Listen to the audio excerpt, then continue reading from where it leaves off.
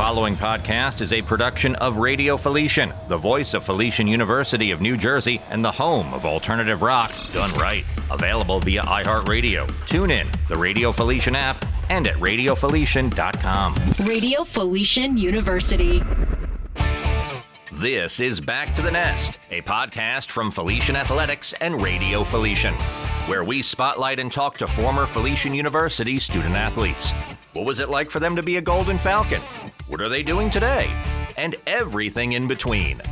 Your hosts are former Felician University Athletic Director J.R. Dinallo and former Felician University Sports Information Director Mark Mentone. I'm Ben J.R. Dinallo, and I'm joined by former Felician University Sports Information Director Mark Mentone, and our first guest here on the podcast, 2003 baseball alum Anthony Cabrera. Guys, good evening and welcome. Good evening, good evening. Great to be here. Well, and we're going to just jump right into this, and for our listeners at home, this is going to be an ongoing series where we're going to interview, Mark and I are going to interview Felician athletic alumni, and we're going to go back different eras from back in Anthony's time. As I mentioned, Anthony is a member of the very first Felician University baseball team, and he graduated in 2003, right up until present day, and our most recent alum. So this will give our listeners a really good historical view of what athletics was and where it is today. And with that being said, let's jump right in. And Anthony, we just learned something about you as we were getting ready to broadcast tonight. I didn't remember that you transferred into Felician from St. Leo's in Florida. Just tell us how did you first hear about Felician? How did you get recruited? And let's just from the beginning bring us to how you came to Rutherford. Wow, it's funny because at the time I didn't know about Felician. I went to school in the Bronx, St. Raymond's High School, and I walked on. I literally just wanted to get out the Bronx. I lived in the Bronx my whole life, and it was like an open house. St. Leo came. I never even visited the school. I just went out there. Graduation, I went out there, and it was a culture shock. I went from the inner city to farms, and it was wow. But I wasn't even recruited to go to that school to play baseball. It was literally like the walk-on tryout. I went on, tried out 20, I think it was like 27 guys tried out for that team. They already had a team, South Florida, huge in baseball. It was a Division II school. They used to beat Division I teams. That's how good Florida baseball is. I went out, I tried out, and out of 27 guys, actually my good friend at the time, he went to Florida with me. He and I tried out, and we both made it out of the 27. But since I wasn't, a scholarship player or on the team, I had to redshirt that year. So I redshirted. Again, I'm from New York. I was from the Bronx, so I got a little homesick. So I got homesick. I didn't see myself staying out there. I'm at the time, 18, 19? So I made my way back. But before I came back to, the tri-state area, I was asking my high school coach, did he know any colleges, any people that I can try to get into a program? So there was a Coach Anthony Falsiglia. He actually was one of the coaches with Coach Ward. And I spoke to him, and he was like, they do have a spot here. You're probably not going to get much scholarship money, maybe a couple dollars here and there. And I was like, where is it? Where's the school? I've never heard of the school, but it's a new program. It's close to home still, because I lived in the Bronx. So it was the 190 bus away, which I used to take all the time. And that's where it started, he was like, this is the first year of the program. So obviously there's going to be bumps in the road. We don't know what to expect. But when I got to the school, it was a small college, but I just liked the area. I like Rutherford a lot. And that's where it began. That's how I made my way from the Bronx to Florida and to Rutherford, New Jersey. So you get here, and I remember Anthony Falsiglia. He was our pitching coach that first year. Mm-hmm. And he was a real high energy guy. Mm-hmm. And for our listeners, I mean, our very first Felician baseball team Coach Eddie Ward, who was our first coach, he recruited some really quality student athletes, and we had some guys, some that were high school seniors and some that transferred like yourself, and he put a really good product out on the field. Year one, we were more than competitive with really good teams, and we played our share of. Because at the time we were NAIA, we weren't even Division II yet. We were kind of making our way to becoming Division II, but we were still NAIA. We weren't affiliated, formally with a conference just yet. But the process was starting. So talk a little bit about year one. You now arrive.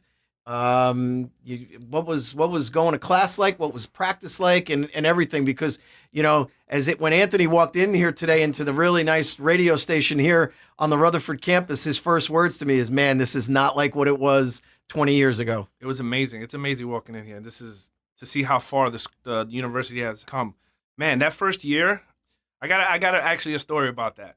So orientation, we got here a little earlier. Student athletes usually enter a few days earlier. So I go to my room, the best story ever. I go to my room. I didn't know who my roommate was. So I go in the room and I see this guy, tall guy. And I'm a kid from the inner city. I'm Puerto Rican and Dominican. And they put me in a room with a guy from Canada. Dave O'Brien, his name. Oh, yeah. I'll never forget him. And when I say the first few months was rough, because we were total opposites. Music, TV, just culture. So it was rough in the beginning, but as the year went on, let's just say we were listening to each other's music. We were watching each other's shows, but he was a good roommate. It was definitely a weird beginning to be put in a room with somebody from somewhere where the culture is totally different. Well, and Dave O'Brien was tall, as you mentioned, left-handed swinging first baseman, and he turned out to be again one of the really good gems that Coach Eddie Ward found to really get the program going. Mark, I want you to jump in here and ask AC a question. Well, you played for the first two coaches in program history. One that I'm pretty good friends with, Eddie Ward, and then one where you won a regular season championship under Coach Steve Svensson. How about one good story about each guy? Eddie Ward. You probably talk all day about Eddie Ward. I can talk all day about Eddie Ward. Eddie Ward story. A good Eddie Ward story. Pretty much. And G-rated, please. No. Yeah. No, it's borderline. First of all, I want to thank Eddie Ward for that opportunity.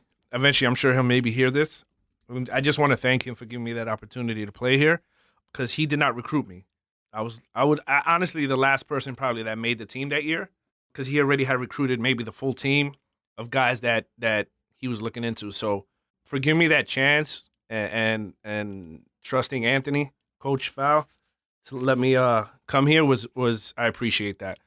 Just a quick story. It's not really like a story. It's just something that Coach Ward used to do literally after every game, and we used to always laugh about it. So once the games were over, he would literally he would open his baseball pants, like not open and pull them down, but he would open the top buckle and it would be just open, and he would walk around like that with just like the buckle open. But if you had to see it, it was very funny. He was always an animated guy and very passionate. So that's something that I appreciated from him. Very tough at times, but there's reasons why. He has to be like that. We're a bunch of young guys, and he was very tough, but for the reason, and it was more like that father figure. But Eddie Ward was a good man, and there's times we kind of hated the way he was, but when you look back and think about it, there was reasons as to why he was like that with us. So again, I appreciate Eddie Ward and giving me the opportunity here. And Steve Svensson. Steve Svensson. Wow. Steve Svensson was the opposite of Eddie Ward. He was more of a player coach, the type of guy you probably would hang out with after a game or as you get older. If you stayed in contact with him, you would probably hang out with him. I feel like I knew more about Ward. Svensson was very just laid back. If he got mad, it was definitely it was very hard to get him upset. But if he got upset, you actually we're definitely messing up or doing something we shouldn't be doing.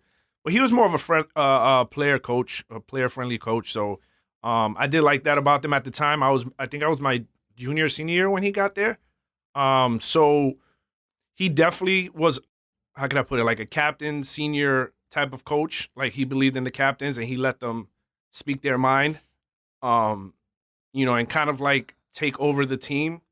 Because if he believed, I guess, if they respected the captains, that there was no really need for him to, explain why he's upset about things. But he was a good player coach, and that was the difference between him and Coach Ward. And at the time, again, I was a junior and senior, and he let us speak our mind to the rest of the team, and I feel like the team took to that. So, now you're at Felician and we're playing games. You were pretty successful in your first year. I mean, you got the ball a decent amount, if I remember correctly, and then years 2 and 3, you were one of the better pitchers on our staff. Talk a little bit about the team's progress from year 1 to, as Mark mentioned, eventually winning a regular season championship just a few years later. The beginning, again, it was a new program, so everything was new. We have those early struggles because we didn't play together. Most teams it's been years that they've had the team, so you got a couple guys that have played together throughout the year. But that was the first year everybody was playing together and getting to know each other. So it's on top of getting to know each other, playing together, knowing what this player is good at, what this player is good at. I think Eddie Ward did a good job with that. Because, again, there's guys from all over. You had guys from Canada. You had guys from New York. You had guys from Jersey. You had some other guys that, some guys played together, actually. There was a couple of guys that played together in high school. But to get a group of guys to play together and to follow you to reach that goal, he did a really good job with that. The first year, I don't remember. I may have been like 5-3 that year. I don't remember the exact my exact stats. I wasn't a power pitcher, but I was just more of a smart pitcher. But again, I just enjoyed my experience of playing college ball. Many people don't get to play college ball, whether it's Division 1, 2, 3, NAIA, junior college. So, I always look back and think about my years playing here, and I can never say that I don't miss it. Like, I miss every time being here. Like, I drive past Felician maybe every single day. I work in Oakland, New Jersey, and I literally pass 17, and I'm like, oh, I used to go eat here. I used to go, Breslin Field or some of the other fields, and I met guys that I played against in college. That to this day I do play with a couple guys that played against me in college because I do play. I'm still playing baseball to this day. I play in a men's league in New Jersey at 44. But the experience here was great. And to go back to what you were saying, I think we won our my third year. I think we won the conference, if I'm not mistaken, and which was impressive because we played a lot of good teams. Dominican was a really good team, and I don't know how they are now, but we played a lot of good teams. Caldwell was good, Bloomfield, pretty much a lot of the guys in the conference were really good, and then we played some out of conference games. Southern Connecticut, I think it was, or Central Connecticut. We played a lot of good teams. And Florida, we went to Florida. We played against like 2 or 3 teams in Florida. We beat the school I attended. Prior to that, the year before, they beat Florida State in a scrimmage. So, the experience here for a new program and to just, in those 4 years, do so much, I think it was amazing. For a small school, because this is a really small school.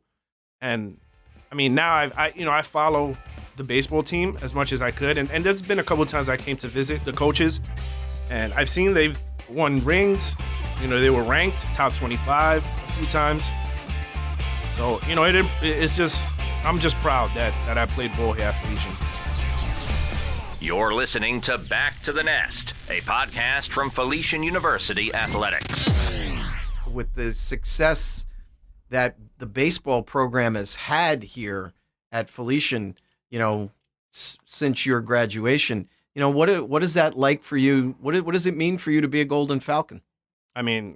Listen, again, if you would ask people 10 years back, have you heard of Felician College? There was many people when I graduated, and I tell them, I went to Felician College. They were like, where's that at? Now, if I say I go to Felician College, I played ball at Felician, everybody's like, oh, I know where Felician's at. Or I have friends of mine that just playing ball, they have told me, oh, Felician's doing really well. Guys that I know that are good friends of mine that played against me at when they play at Dominican. They say, oh, Felician's doing really well. They're ranked. They got some good arms. They got a really good team. And, it makes me proud to hear that from a small school. So I'm definitely proud to have played here and have gotten the opportunity to play here, because not many people get to play baseball in college. Yeah. Again, I can say I have, and I can say I went to a school that does well in the sport. Yep. And not just baseball. Again, Felician has grown in athletics. There's so many, I read things about the different athletic teams they have, and I'm like, wow, that's impressive. 19 sports right now at Felician, and when you arrived, baseball was added to the Felician's list of sports. Correct me if I'm wrong, Mark, but baseball was sport number was it 7? 7 or 8, right? I want to say 7 or 8. Yeah. Because they just had cross country the year before. Right. Might have been 7. Yeah. I think baseball might have been sport number 7. Was softball here first? Softball was one of the first 4. Yeah. Okay. It was men's soccer, men's basketball, women's basketball, and softball were the first 4 sports. Okay. Women and then women's soccer gets added. The 2 cross countries, and I think baseball might have been 8. Yeah. 7 or 8. Definitely. And now there's 14. 19. Wow, that's impressive. 19 sports and 19 sports, but 2 more coming next year. Men's and women's wrestling coming next year. I saw that. I saw that. Yeah, so 21 sports. And, when you were in the residence halls here, there might have been maybe 100 students. Now there's, the residence halls are full. There's 500 students that are in, plus, kids living in off-campus housing. I mean, it's just a very different place. So I kind of want to get Anthony's reaction to that, because he's you guys are across the street from one of the newer buildings and one of the remodeled buildings in Martin Hall and the Education Commons. And what's Anthony's reaction to kind of seeing these new and remodeled buildings and how beautiful the Rutherford campus is now? I haven't been inside the new gym facility, which I'll probably go in after this. Right, I even left that part out. Yeah, but I walked in here and I guess JR could have looked at my face in shock, because I walked into this radio station and it's like, wow, this is pretty impressive in here. So I really like the changes. I think the last time I was here, they were building this back here. I went to visit one of the coaches, the Langan brothers, just to meet up and say hi. And they were building these buildings back here, but I never knew what it was. I haven't been to the other campus, so I don't know how that looks, if it looks the same or they added a couple buildings, but this side looks really a lot different from when I was here. A lot different. I will tell you that there's the Lodi campus, there's still a lot of familiarity, but some buildings have been taken down, and there's a very open feel to the Lodi campus as well. So some changes there, but I would say that right now Rutherford has become the hub for for everything Felician, and you're right, from the radio station to the WARC, to the Education Commons, which was the old library back in the day. It's funny because we used to work out on the stage. Yeah, the gym facility was on the stage, and then there was one in Lodi, but we weren't gonna take a shuttle over there just to work out, Yeah, but, that's right. We had our fitness center, if you want to call it that, was up on the stage, and I said to Mark, Anthony, that when he takes a walk over to the WARC, the stage is gone, and in place of the stage is a really nice athletic training center. So I mean, there's just a lot of really good vibes and a lot of good changes here at Felician, and I think athletics is a big part. And I think a guy like yourself, the athletes today owe a lot of gratitude to someone like yourself, because you were a trailblazer. I kind of feel the same way about myself. I think that, people that kind of laid the foundation, it's important for the students, for administrators, coaches to appreciate someone like yourself. And really that's one of the hopes for this podcast series, is to bring you folks back and talk to you about what your experiences were like, because you were a big part of why we're growing and why Felician is what it is today. I appreciate that. And I think there was a reason I was supposed to bump into you a couple of weeks ago. Yeah, that's right. It's funny. I was at a game watching my son play, and I look across the gym and I see JR doing the scoreboard, and I'm like, that looks like JR over there. So I walk over and hey, he didn't forget me. And it was good talking to him. And funny, a week or two down the line, he messaged me about this, and I was really excited about it. Like really excited. Like I told my wife, and I was like, oh, they called me. They wanted me to do a podcast, and she's like, oh, look at you now. So today she was like, oh, you ready for your big interview podcast? So she's just messing around. But honestly, I'm very excited doing this, and I'm happy Jared asked me to come by and do this. And I came in a few years later. I came in 2006, but I learned a lot about those early years by talking to some alumni from your era and even before. And what I learned is that there was a lot of challenges. They didn't maybe have the best of everything, but what a tight knit group. And they would have done it all over again. And they would give anything for one more game, one more inning, one more quarter, one more shot at it. They would do it all over again. I definitely would, because one thing that I think that I also missed was how tight knit. Well, remember at the time there was only seven to eight sports on campus, so we were all so very tight, like the athletes. So it was more like a family. The coaches, everybody was so nice. The athletic director, even the sports doctors. Who was it at the time? Monica and Dale Ellicott were our two trainers. When I say they were amazing on road trips.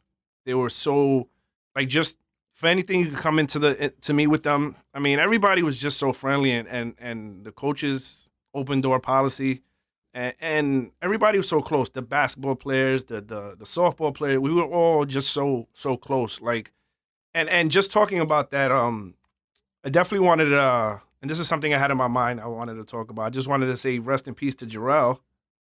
He was, I think he was a Hall of Fame basketball player here. Jeffries? Yeah, he passed away. I'm sure you guys heard of it. He passed away at an early age. Yeah. But just wanted to bring him up because he was really one of those guys that you spoke to and like one of the most nicest, friendliest people you can meet. If I'm not mistaken, I think he did RA orientation. And he was one of the first guys I met when I got on campus, and one of the nicest people you can meet. So that was something I wanted to talk about and just kind of put that out there. Jarrell died this past summer, and just very quickly, I got a text message from my friend Mike Muller, who's former assistant coach for me for basketball, was an assistant coach for soccer, and in a group chat of men's soccer alums. One of the men's soccer alums had heard and texted Mike that Jarrell was killed in a motorcycle accident, and it was very tragic. And we inducted him. It's an amazing story in that Mark and I are on the Hall of Fame committee, and Mark has been the champion for our Athletics Hall of Fame, and he still has the honor of informing that upcoming year's inductees. And he literally had just spoken to Jarrell maybe 2 weeks. Mark, I don't want to, kind of steal your thunder with that if you want to tell that. Last time I spoke to Jarrell was actually 3 days before he died. Man. It was unbelievable. Yeah. So, I mean, we inducted him posthumously into the Hall of Fame this fall. And you're right. The outpouring of love from not just athletic alumni, but just alums who came in contact with him. Because you're right, he was someone that was larger than life. No one ever spoke bad about him. He was a friend, male, female, student athlete, non-student athlete. It didn't matter. He was really liked. So I'm actually touched that you would talk about that, because he's this past fall it was a big deal for us to do that. So yeah. Good dude. It was at the time I saw it online, and it was just shocking. But he was a good dude. He was always a good dude. And what I didn't know about Jarrell, So Jarrell was killed in a motorcycle accident, and he was coming back from a 4th of July weekend, and he was on a highway in Maryland, and he was in the accident. But what I didn't know is that he was really involved in a motorcycle club and had been for years. I didn't know that. Yeah, so I went to his memorial service. When I got there, it was at this big hall in Newark, because that's where Jarrell was from.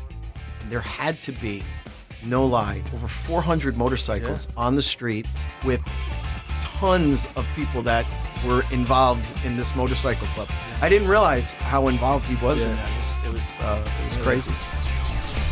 You're listening to Back to the Nest, a podcast from Felician University Athletics.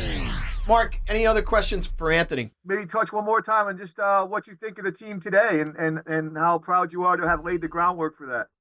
And that'll be the last one for me. Well, honestly, again, like I said, I'm proud I was given the opportunity just to play at that time because it was a new program and I wasn't recruited at all to come here. And being the first is an honor. That was huge for me. I can always say that. But I'm glad how much the baseball program has evolved here so quick. Like it's only been 20-something years. This is actually year 25, yeah. Right. Yep.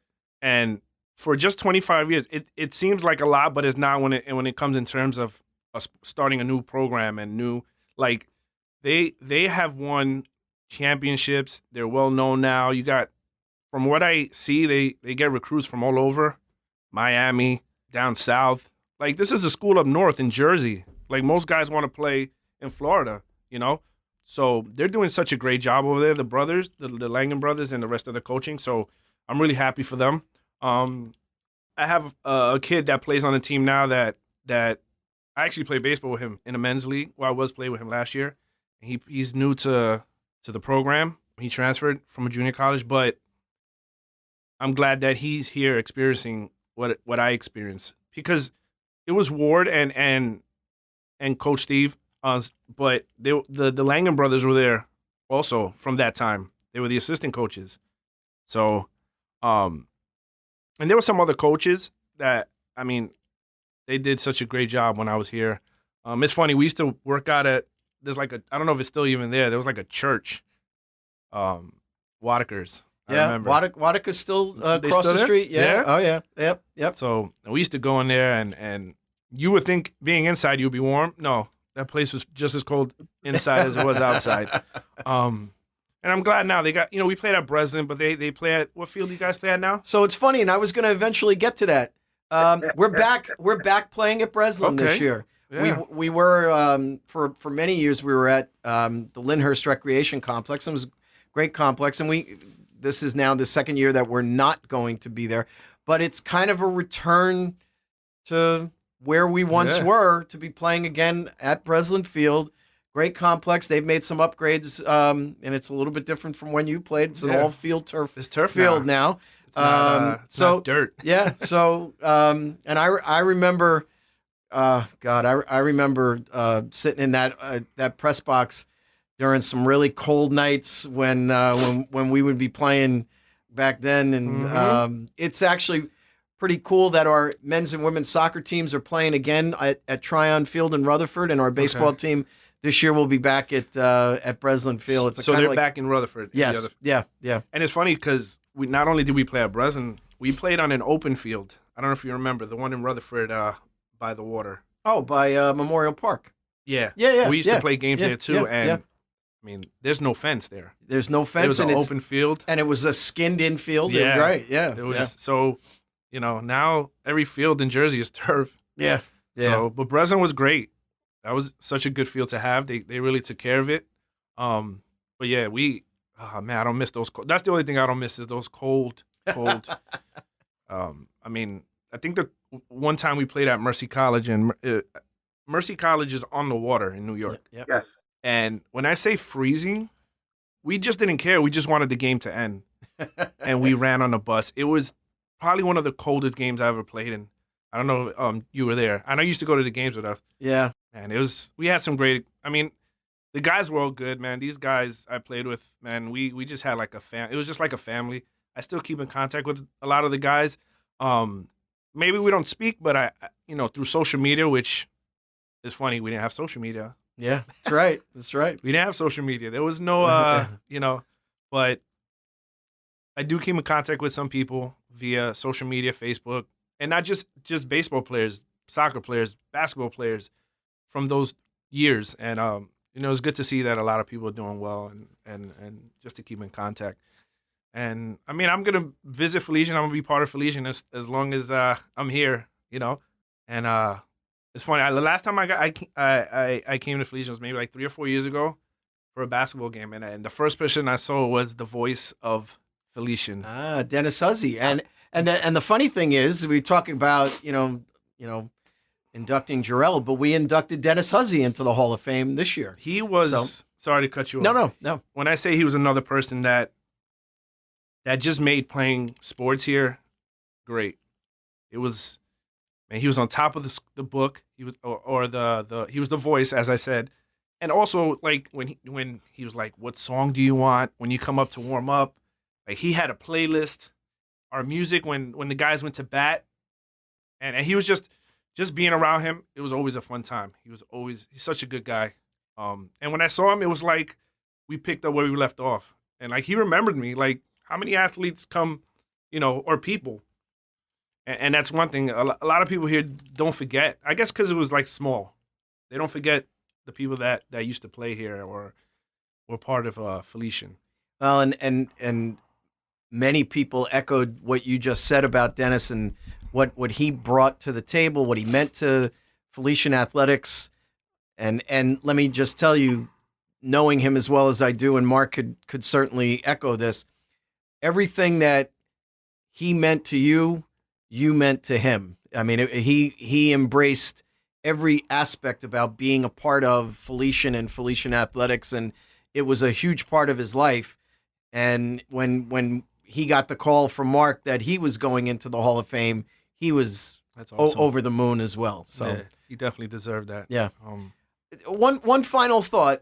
If you had to give advice to a young guy thinking about college and playing ball and, the dream that you had, what would you tell a young kid, looking to make his way and figuring out going to college and playing? Well, I would definitely, before I tell him about Felician, I would definitely tell him that no matter where you play, D1, D2, junior college, D3, you're going to enjoy your experience. You should enjoy the experience and you can go further from whatever division you play. So, and then I would just tell him, about my experience at Felician, that going to a new program, you're probably a little like, oh, what am I getting into? But Felician is a great program. They have a great baseball program. They're good. It's a good school, really good school, family-oriented school. Because I think I would have not enjoyed it as much if it was a huge school, like a big university. I mean, at the time, Felician was a college, by the way, when I came here. It wasn't a university. But just, just take a shot. If there's somewhere you want to go, or if you like it here and you want to come to Felician, you're not, you're going to have a great experience. Like, there's people here that are always going to help you out. And if I could go back in time and do 4 years again, I would do it again here at Felician. So they have, like I said, the sports program, the people. It's a family-oriented university. Perfect. Well, we really appreciate your time, and this was great, kind of walking down memory lane. Again, this was our maiden voyage for this podcast series, and nobody better to kick it off with than with Anthony Cabrera. Again, thank you for being a part of this tonight, and I want to thank Mark Mentone for his time being on here. And again, this is going to be an ongoing series, and just want to give a quick shout out to everybody here at Radio Felician, station manager Ed Robinson, our student intern Nick Garcia. For everybody here at Felician, I'm Ben J.R. Dinallo saying good night from Radio Felician. For more info on all things Felician Athletics, just go to FelicianUathletics.com. And if you're a Felician alumni who would like to be on a future installment of this podcast series, email us at radiostation@felician.edu.